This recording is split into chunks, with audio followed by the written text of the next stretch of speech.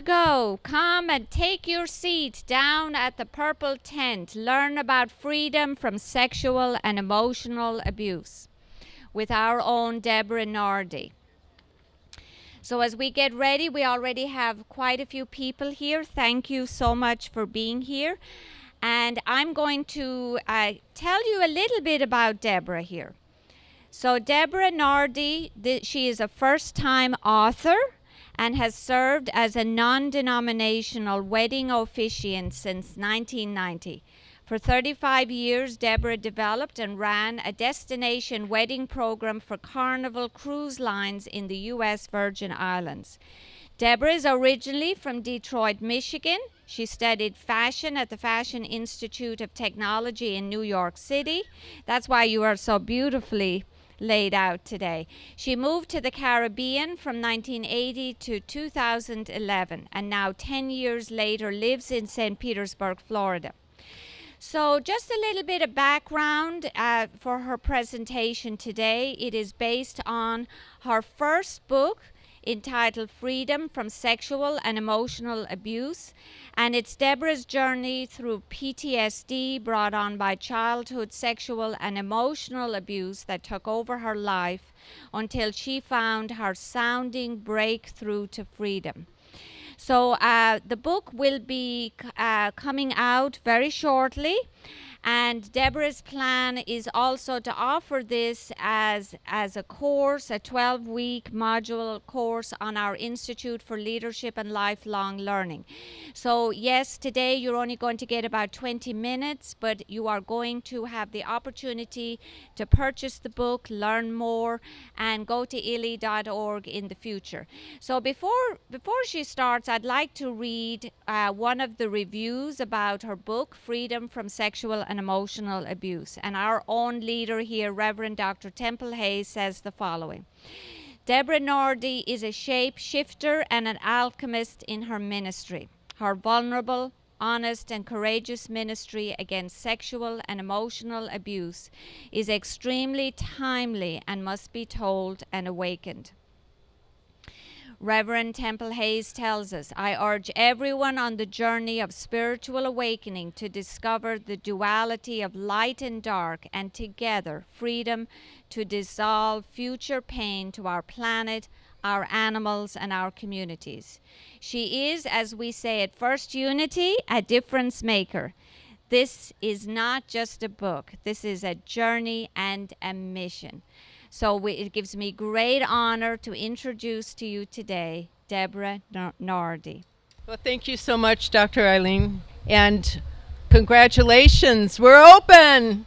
All right, fabulous, Reverend Dr. Temple Hayes. She did that ribbon cutting, and we are all open with hearts of joy and love, and a full campus, all starting all over again with the love that we have been waiting for a year and a half. But she kept us going and going and going and going, and now we have Brian, who's got us globally, and so many of you that I love seeing your faces once again, our family at First Unity. And thank you so much for inviting me here for this presentation. This is a very delicate topic, as you may know. However, I feel that it's an important one, and it's a journey and a mission that I believe that must come out into the open.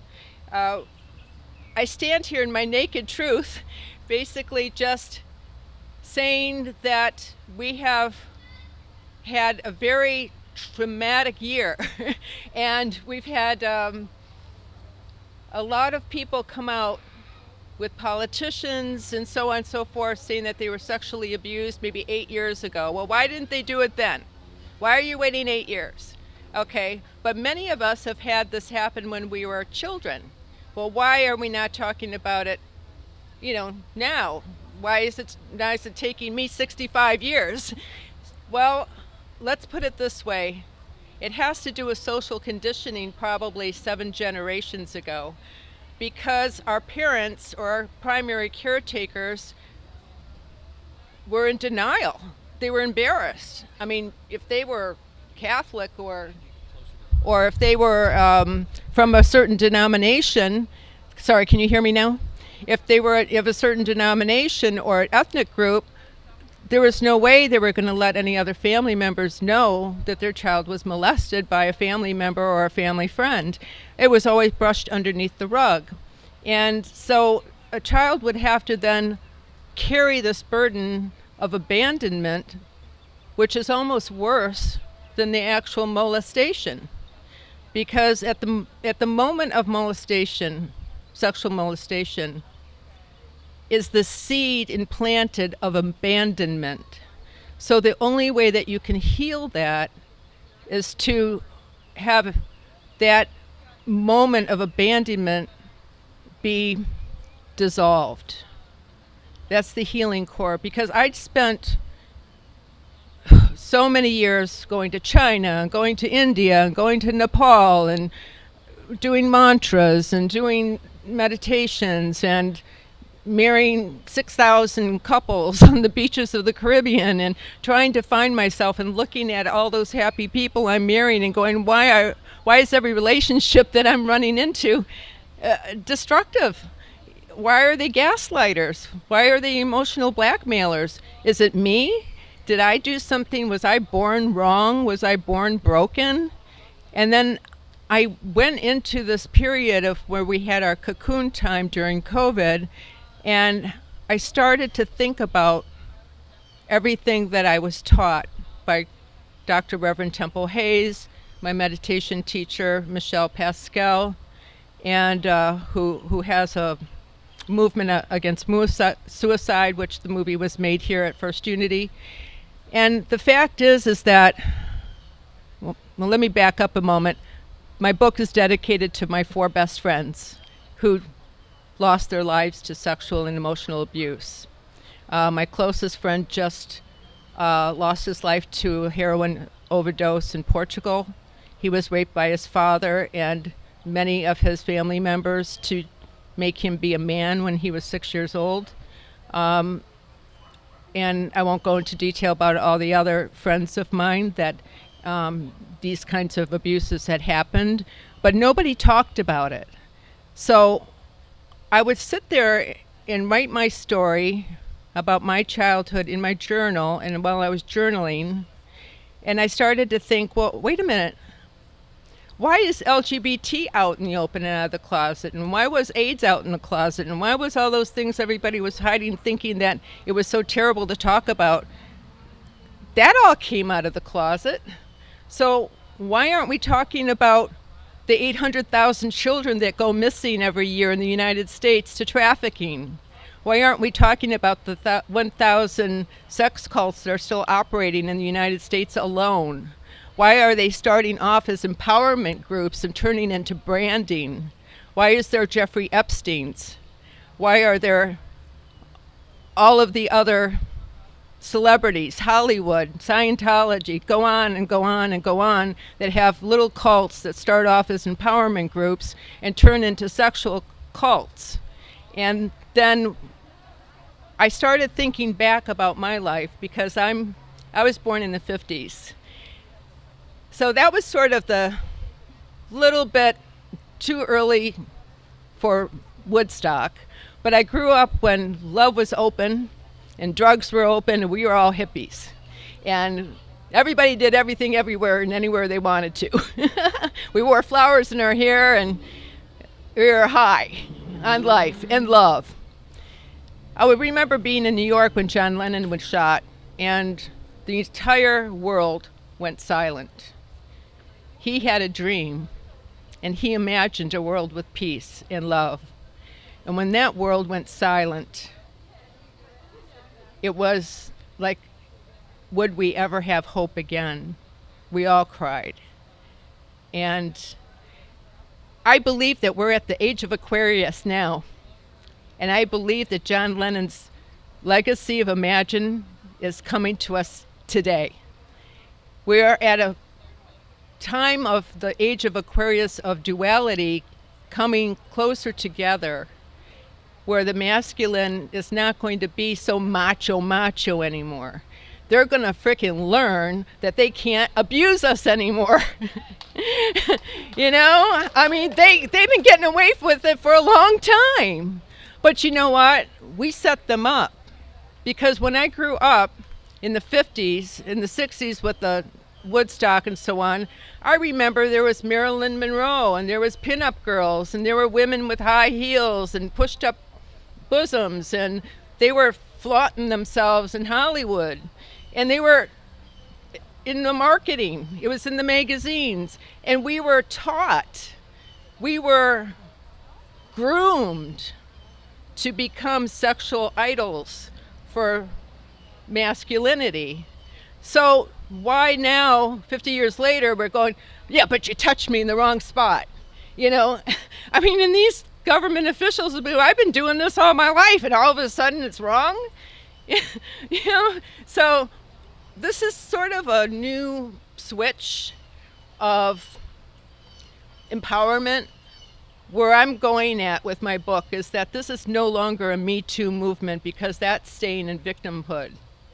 We're not Me Too's, we're Empower Me Too. We need to get rid of anything that has to do with victimhood and start seeing through, see beyond, like they say in Nepal and in Tibet, is that we see through the illusion of life. Life is an illusion, it's full of energy, that's true. And many people wear masks. They wear masks as predators.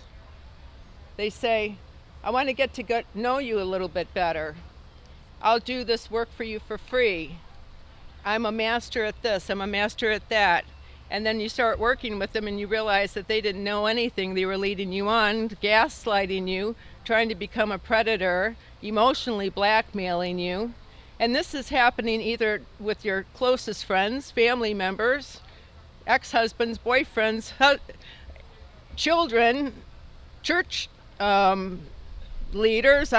My book started as a very small journal, and it ended up being 60 chapters because I couldn't stop writing. I started going into what was going on at the Vatican, what was going on in Hollywood, what was going on in Washington, what was going on with the FBI, what was going on with the Boy Scouts of America. I uncovered like I was my own little FBI agent. And I was going, wow, I didn't know all this was going on. So I'm not going to be able to tell you the entire book. I just hope that you sign up for the pre-order, because I just received the first draft, the final draft, 2 days ago, which is photocopied and on my desk. And then out of that draft, which I was waiting for, the book only took me a month and a half to write. It was channeled. But while I was waiting for the book to be edited, I took out the teaching and the healing aspect and created a 24-course module. My publisher said, well, nobody's going to listen to 24 hours of your teaching. So I cut it down to 12. So it's now 4 hours of audio, and it's 12 modulars. And then I decided it became a new 12-step program for the abused. Why not? We don't have one. So I'm going to be working with CASA, and there's 12-step programs for everything else, CODA and Alcoholics Anonymous, but there's not one for child abuse or children who go into adulthood not knowing what PTSD is, not knowing why they were abused, was it their fault. I remember, if I were to play a movie in my head, and I always consider my book becoming a movie, it starts off as a young girl who's about 6 years old, and she's playing in a field of dandelions, blowing those little feather parts of the aftermath of the dandelion. And she's in the sunlight, and she's in her pure innocence. And then one day, she's with her mother dearest, the alcoholic mother, who is taking piano lessons, and the daughter's taking some piano lessons with her as well. And if you remember Mother Dearest, it wasn't the best piano lessons. And so the mother and the father decide, well, we want to go out Friday nights and go to the piano bar. Why don't we just take our daughter with us, because we don't want to get a babysitter, and she could play some honky-tonk songs for our friends around the piano bar, and for every song that she memorizes, she gets $1. So they start teaching her Alley Cat and all those, songs that are bar songs that the drunks hang around. And then, so the little girl's playing Alley Cat. She's 8 years old in the bar. The drunks are all around having a great time. And then the parents decide, well, you know what, maybe it's a good idea if she just goes and spends the night over at Andy and Josephine's house, because they just adopted 2 children from Poland who don't speak any English and they don't have any friends. I think that there was a war going on or something in Poland at the time. So they decided, okay, well, she's just going to go over there and spend the night. So when the 3 little kids are in the back seat, the husband and the wife are fighting because they're drunk in the front seat. So the wife gets out of the car and goes with her other friends and leaves a drunk man driving with 3 children. The 3 children go home with the drunken man.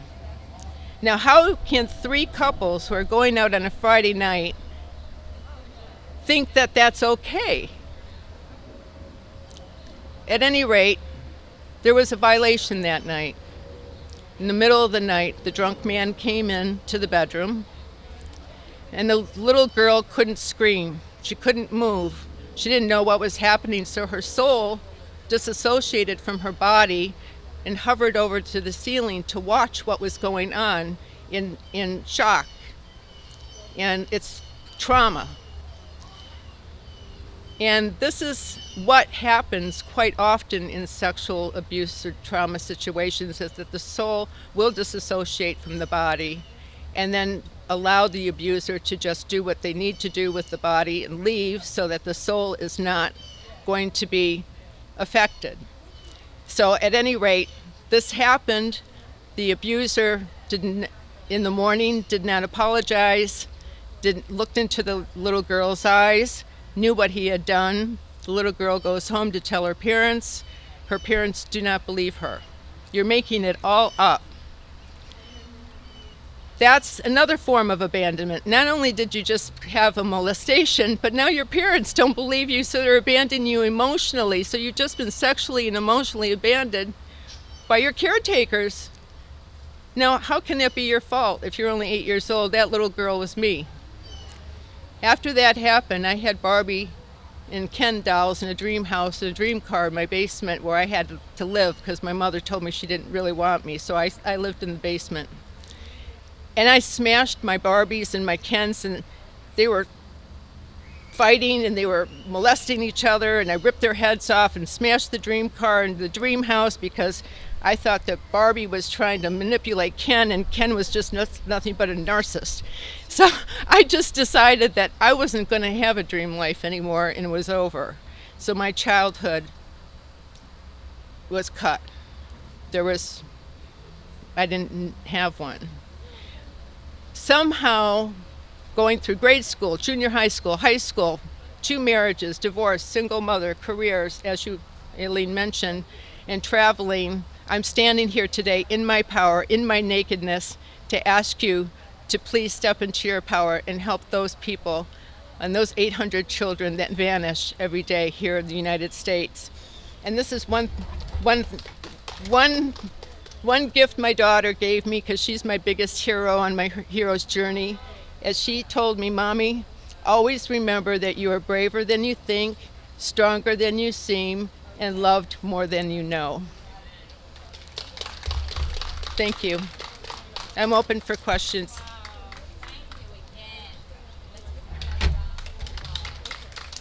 I guess I didn't have to read.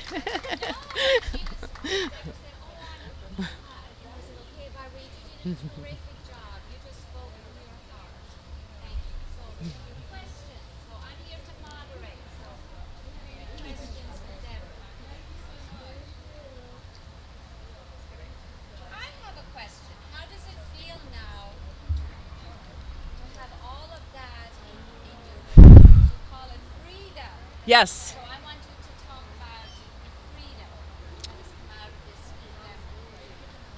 The freedom aspect of it is that it's just, I can talk about it now, and I can help other people to be able to not carry this burden and this weight and guilt and blame and shame because it's not their fault. I go through in my course all of the different aspects of gaslighting and emotional blackmail and all of the predators and the different forms of mental illness.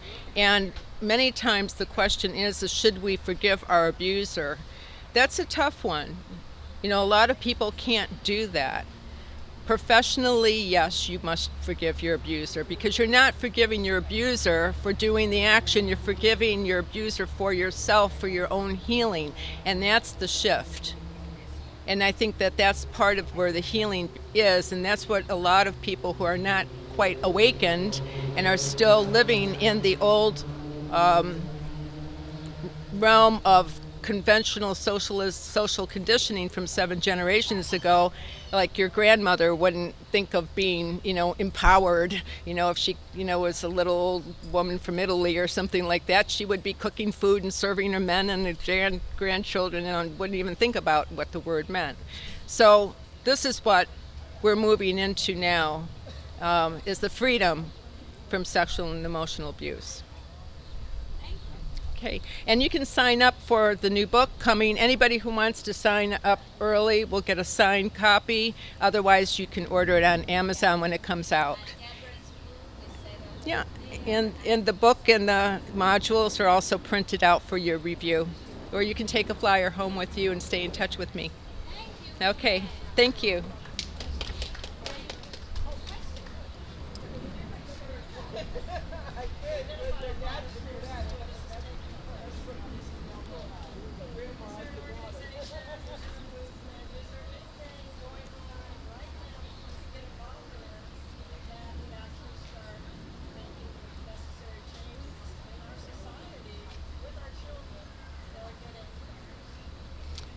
That's what we're going to do. That's our job. We need to stop it now. There is something called Stop It Now, or we can come up with our own Empower Me Now. It could be either way. I'm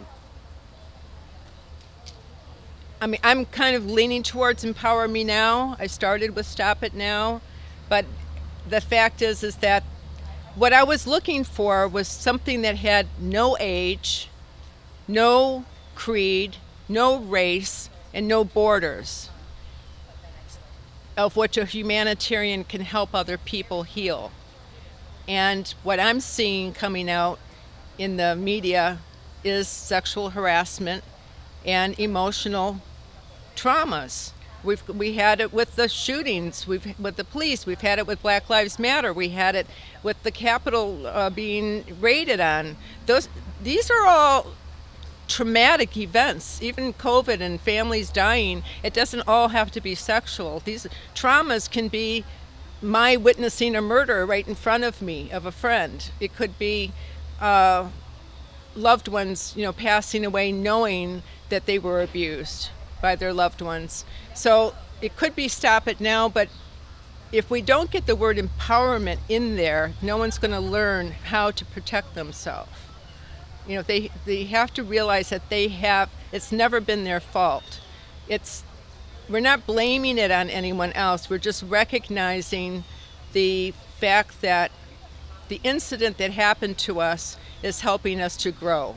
There had to be a lesson in it somewhere. It's not like we were just completely chosen out of the blue with a sign on our forehead that said, abuse me. Although many predators see that in you, because most of the most loving, kind, gentle people in the world who are a ball of sunshine are the narcissist magnet. Narcissists is crack to them. They feel that anybody who is so giving and loving, and yes, you can stay in my house if you're homeless, or, I'll buy you some dinners, or, whatever they do with the open heart, like what we learn here to do. There's so many predators out there baiting us. And you find a lot of those people in spiritual communities just looking, for a vulnerable person. And so you have to watch out for people who are also pretending that they're a Buddhist, or that they're wearing a guru robe, or they're selling their malas and so on, and saying, "Oh yes, I'm doing all this for you for universal love, because I was told that you were supposed to come into my life to teach me universal love." Well, watch out, because that's called bait and switch. Thank you.